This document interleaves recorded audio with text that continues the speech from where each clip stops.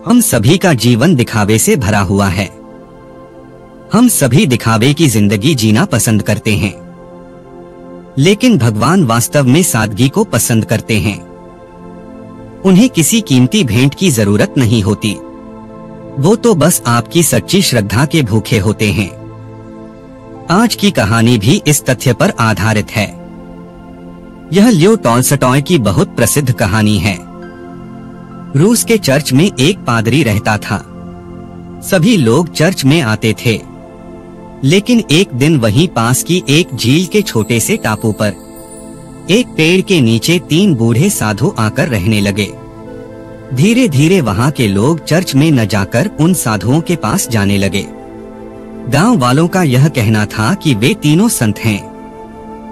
Church का पादरी इस बात पर बहुत चिंतित हो गया और सोचने लगा कि ईसाई धर्म में संत केवल उन्हें ही माना जाता है जिन्हें चर्च ने मान्यता दी हो, और मैंने तो सालों से किसी को भी संत नहीं बनाया। अब पादरी सोचने लगा, मुझे स्वयं ही देखना होगा कि वे तीनों संत कौन हैं और कहां से आए हैं।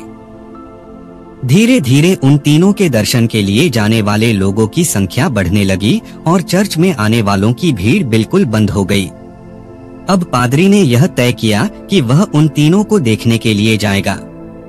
वह नाव में बैठकर टापू की ओर गया। जब वह वहां पहुंचा तो पादरी ने देखा वे तीनों बेहद साधारण, अनपढ़ और देहातियों जैसे लग रहे थे। दूसरी ओर पादरी खुद को बहुत शक्तिशाली और उस क्षेत्र का सबसे महत्वपूर्ण आदमी समझ रहा था। उन तीनों को देखकर पादरी बोला, तुम ही वो संत हो जिनकी वजह से लोगों ने चर्च में आना बंद कर दिया है। वे तीनों बोले, कौन संत? हम तो साधारण इंसान हैं। लोगों ने ही हमें संत समझ लिया है। हम तो एकांत में रहना चाहते हैं। फिर पादरी ने पूछा, तुम लोग करते क्या हो? उन्होंने कहा, कुछ नहीं, हम तो बस इस पेड़ की पूजा और प्रार्थना करते हैं। पादरी ने फिर पूछा, तुम्हें संत किसने बनाया? वे तीनों एक दूसरे के मुंह की ओर देखने लगे। उनमें से एक ने कहा, किसी ने नहीं। हम लोग खुद को संत नहीं मानते, हम तो केवल साधारण मनुष्य हैं। फिर पादरी ने कहा, तो फिर तुम लोगों को पास इतने सारे लोग क्यों आ रहे हैं? वे बोले, यह तो आप उन्हीं से पूछिए। हम तो उनको यहाँ आने के लिए मना करते हैं, लेकिन जितना हम मना करते हैं भीड़ उतनी ही ज्यादा बढ़ती जाती है। अब पादरी ने पूछा, तुम लोगों को चर्च की प्रार्थना तो आती होगी? तीनों साधु बोले, नहीं, हम तो अनपढ़ हैं। पादरी गुस्से में बोला, क्या तुम लोगों को प्रार्थना नहीं आती? तो फिर तुम लोग कौन सी प्रार्थना करते हो? उन तीनों ने एक दूसरे की ओर देखा। वे आपस में कहते रहे, तुम बता दो, तुम ही बता दो। पादरी यह सब देखकर अपना आप खो बैठा। उसने कहा, तुम लोगों को प्रार्थना करना भी नहीं आता, कैसे संत हो तुम? वे बोले, दरअसल हम आपके सामने बहुत ही साधारण व्यक्ति हैं। हमें आपकी प्रार्थना समझ नहीं आती और वो हमें याद भी नहीं हो रही थी, इसलिए हम लोगों ने खुद ही एक प्रार्थना बना ली। यह सुनकर पादरी को गुस्से में बोला, क्या तुम लोगों ने खुद की ही प्रार्थना बना ली? प्रार्थना तो सर्वमान्य होती है, जो हजारों साल पुरानी होती है। तुमने अपनी ही प्रार्थना बना ली। तीनों साधु बोले, हमें माफ कर दीजिए, हम अनपढ़ ग्वार हैं। हम आज से आपकी प्रार्थना ही किया करेंगे, बस हमें माफ कर दीजिए। पादरी सोचने लगा, मैं तो व्यर्थ में ही डर रहा था। ये तो मूर्ख इंसान है, इन्हें सबक सिखाना कोई मुश्किल काम नहीं है। पादरी बोला, मैं तुम लोगों को माफ कर दूंगा और लोगों से भी तुम्हें माफी दिलवा दूंगा। फिर पादरी ने सोचा कि एक बार मैं भी तो इनकी प्रार्थना सुनकर देखूं। उसने कहा, एक बार मुझे भी अपनी प्रार्थना सुनाओ। वे बोले, हम अनपढ़ हैं, हमें कुछ नहीं आता।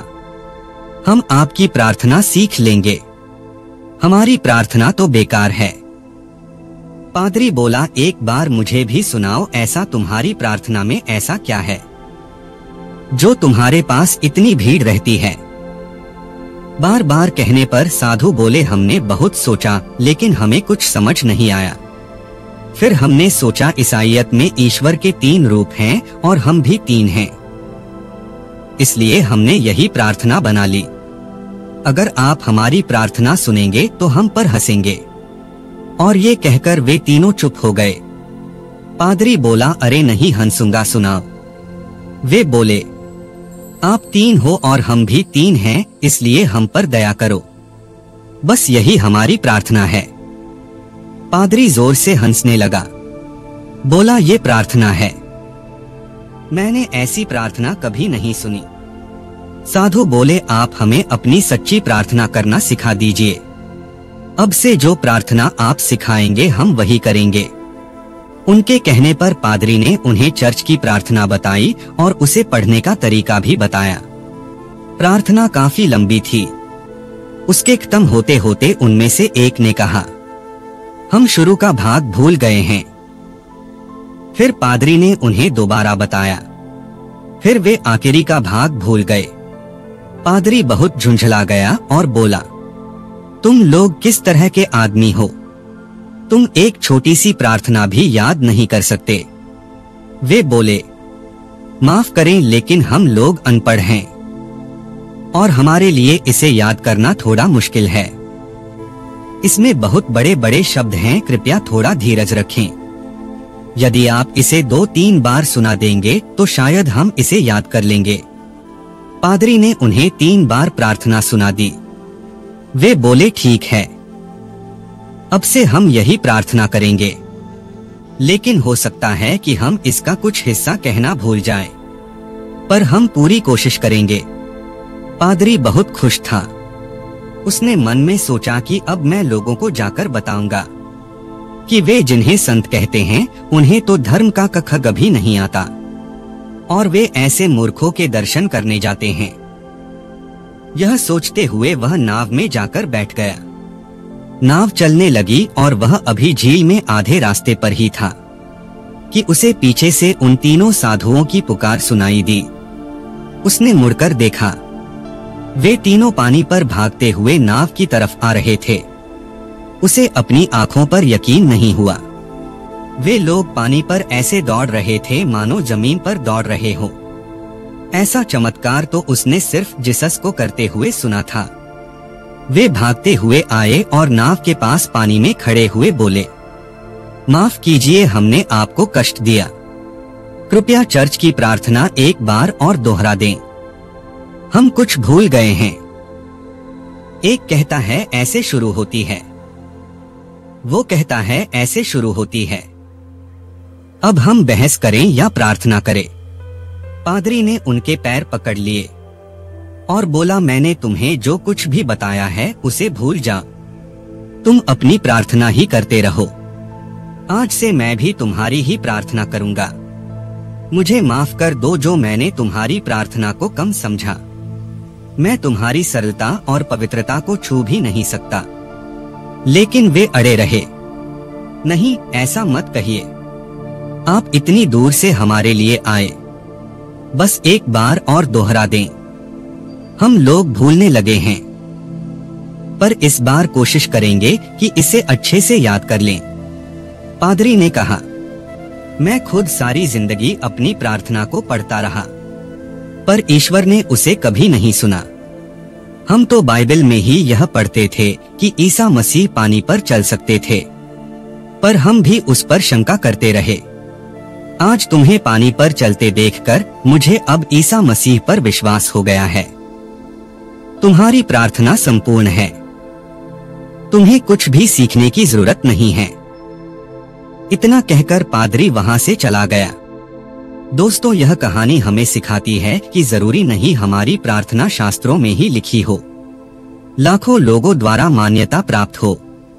अगर हमारी प्रार्थना सच्ची और मन से की गई हो तो भगवान द्वारा जरूर सुनी जाएगी, चाहे वह 2 शब्दों की ही क्यों न हो।